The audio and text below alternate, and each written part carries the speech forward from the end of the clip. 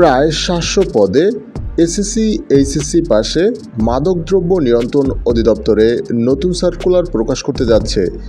এখানে সকল জেলার ছেলেমেয়েই আবেদন করতে পারবেন। তাই ভিডিওটি না টেনে শুরু থেকে শেষ পর্যন্ত দেখুন, তাহলে সার্কুলার কখন প্রকাশ করা হবে এবং সার্কুলারে কি কি পরিবর্তন আসতে যাচ্ছে সে সংক্রান্ত বিস্তারিত তথ্য জানানো হবে। ভিডিওটি শুরু করার আগে ছোট একটি রিকোয়েস্ট, আপনি যদি আমার চ্যানেলে নতুন হয়ে থাকেন তাহলে অবশ্যই সাবস্ক্রাইব করুন। চলুন এবার সার্কুলার সংক্রান্ত বিস্তারিত তথ্য জেনে নেওয়া যাক।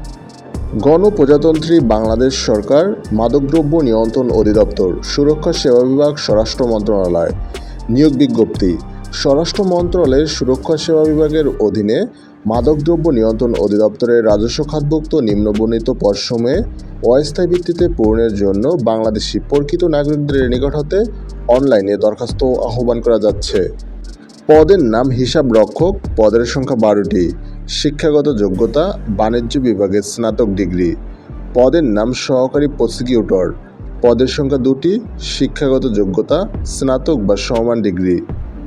পদের নাম উপপরিদর্শক, পদের সংখ্যা 9টি। শিক্ষাগত যোগ্যতা স্নাতক ডিগ্রি।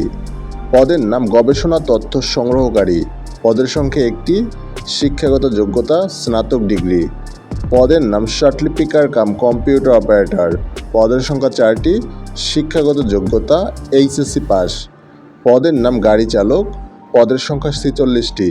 শিক্ষাগত যোগ্যতা 8ম শ্রেণী পাস। পদের নাম অফিস সহকারী কাম কম্পিউটার অপারেটর, পদের সংখ্যা 28টি। শিক্ষাগত যোগ্যতা এইচএসসি পাস। পদের নাম টেলিফোন অপারেটর, পদের সংখ্যা 3টি। শিক্ষাগত যোগ্যতা এইচএসসি পাস। পদের নাম সিপাই, পদের সংখ্যা 101টি। শিক্ষাগত যোগ্যতা এসএসসি পাস। উচ্চতা পুরুষ প্রার্থীর ক্ষেত্রে 1.68 মিটার, মহিলা প্রার্থীর ক্ষেত্রে 1.57 মিটার। পদের নাম ওয়্যারলেস অপারেটর, পদের সংখ্যা 30টি। শিক্ষাগত যোগ্যতা এসএসসি পাস। পদের নাম নিরাপত্তা প্রহরী, পদের সংখ্যা 4টি।